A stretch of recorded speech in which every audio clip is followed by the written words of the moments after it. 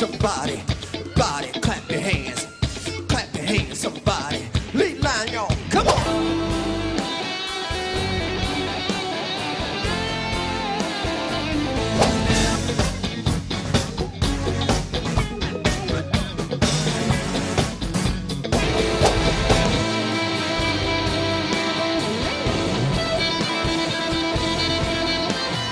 Say, Mike, blow your horn for me one time.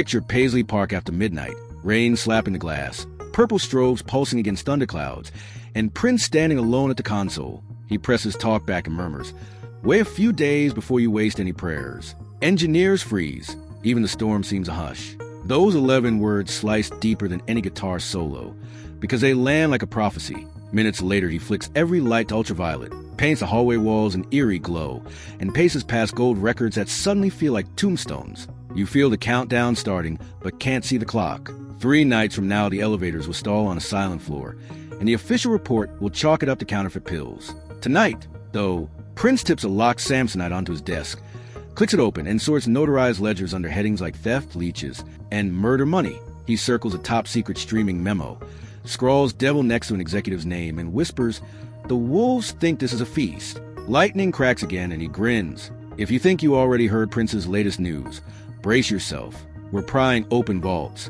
tracking wire transfers, and exposing the power players who banked on his silence. Which label boss do you suspect funneled millions through shell publishers? What hedge fund shark do you bet insured his life for a quick payout? Type your prime suspect now, because Prince's scandal update is about to spill, and you'll want your fingerprint on the comment thread when the receipts drop. Flip the calendar back to 1977. Minneapolis snow crunching under teenage boot soles as Prince Roger Nelson skips college and signs a Warner Brothers contract that feels like stardust. It offers studio budgets and national distribution, so on paper it glitters. Hidden clauses say the label owns his masters, name, and release schedule until further notice. He grinds anyway, tracking full albums almost single-handed.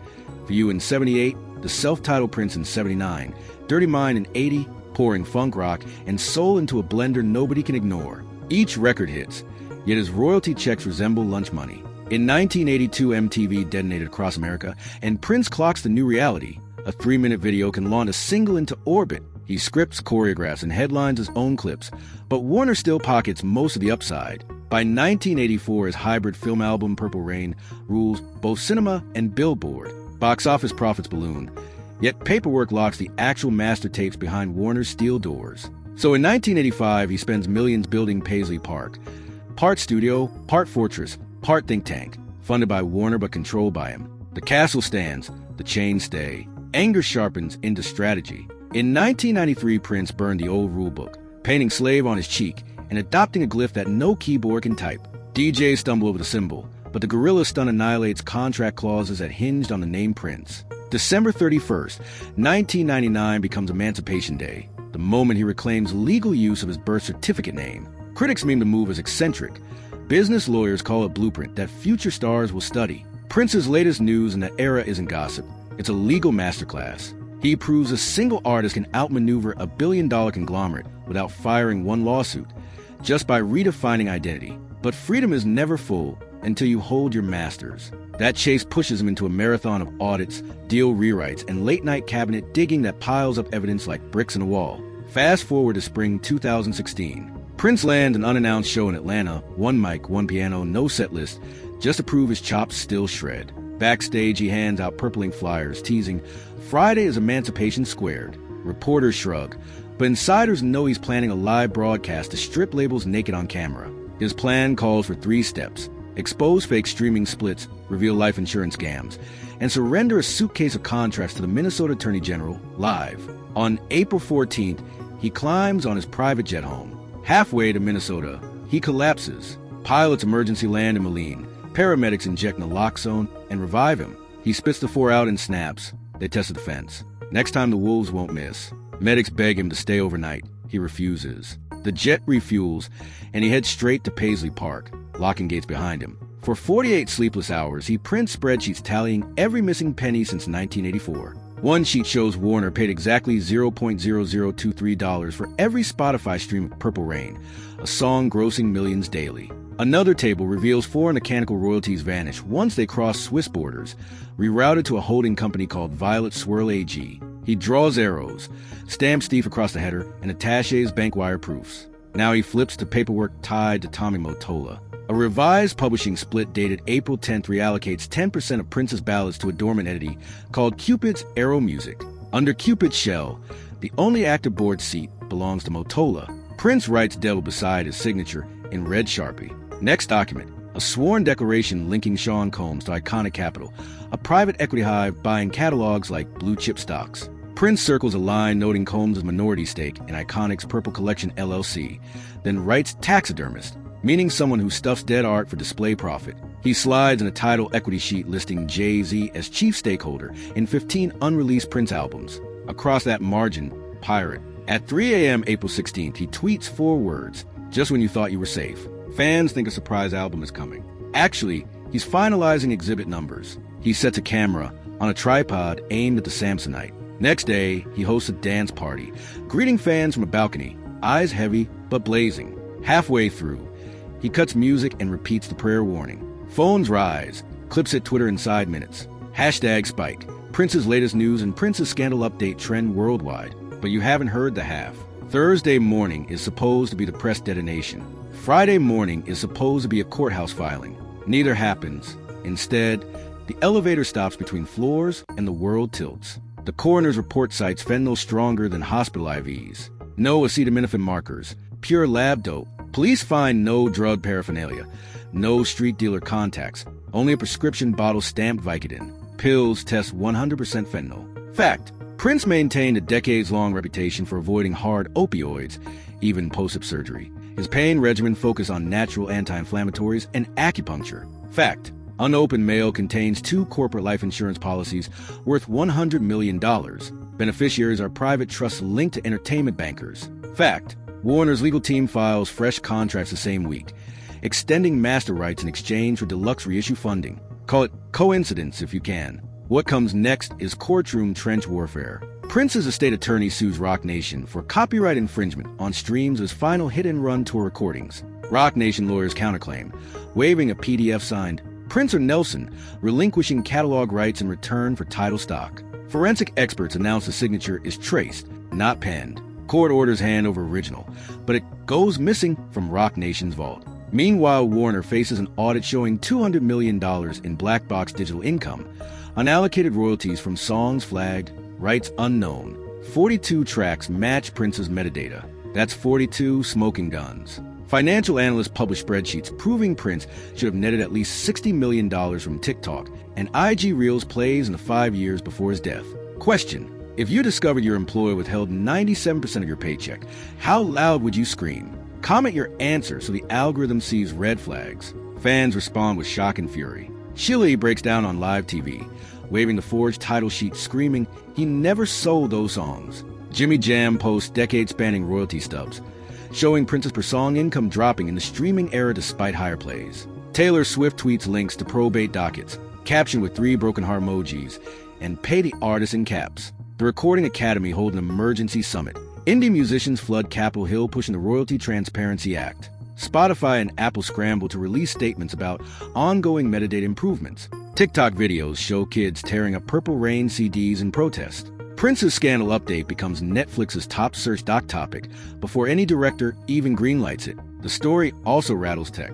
Code sleuths dig into the microchips found in Prince's tour jackets. They discovered an RF frequency that triggered stage lights to sketch his glyph across audiences, tech years ahead of concert wearables. Fans recreate it with Arduino boards, launching hashtag LightLikePrince tutorials. Engineers at Fender leak a memo about a guitar pick patent that changes rigidity with stage heat. They confirm Prince filed a prototype and plan a product line called Adaptive Plectrums. These tech breakthroughs amplify how thoroughly he fused art, science, and business, and how much revenue those patents could have generated if he'd lived and market them. Behind closed doors, money plays defense. Warner's insurance carrier tries invoking a key man clause to collect $50 million, arguing the label lost a revenue engine. The estate countersues, claiming the policy is void without Prince's consent. Emails leaked showing Warner execs scheduling a call labeled ownership clarification for 9 a.m. the morning after planned press event. Lawyers argue over whether the suitcase counts as part of the estate or protected whistleblower evidence.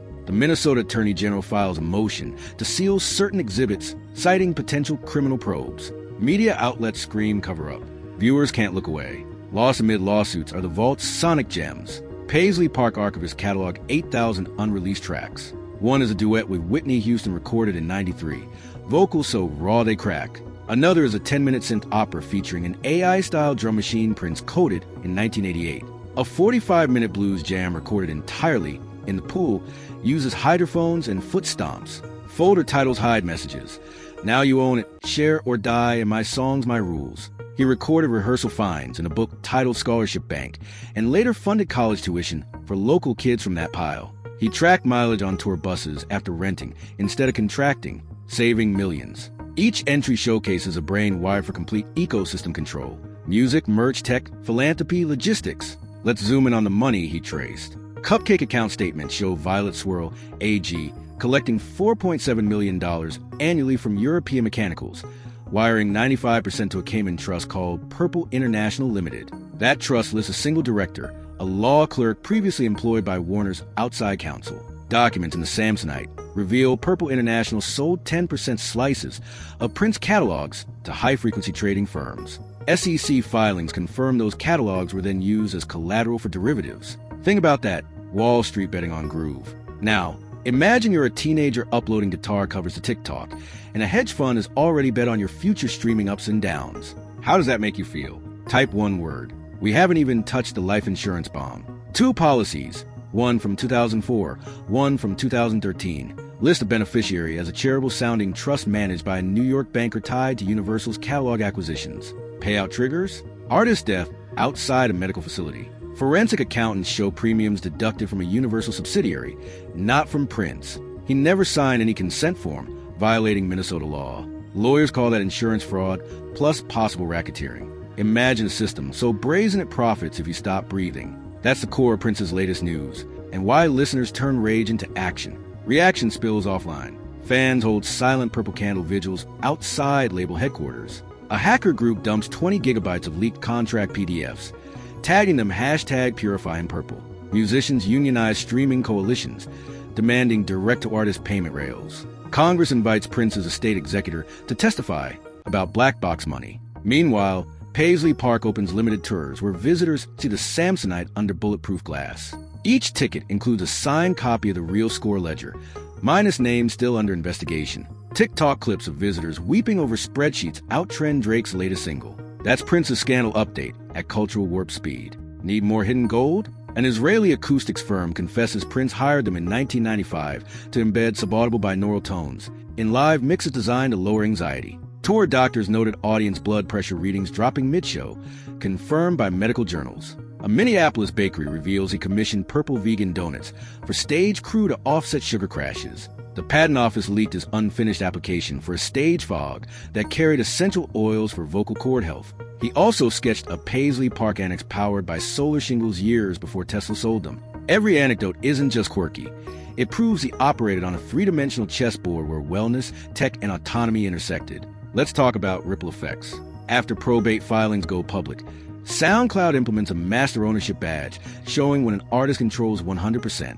iTunes updates its UI to flag songs trapped in black box funds. Bandcamp launches a Purple Rain pledge where they forward 5% of revenue directly to the George Floyd Memorial Scholarship Fund, honoring Prince's Minneapolis roots. Streaming's old guard panics. Shareholders demand damage control.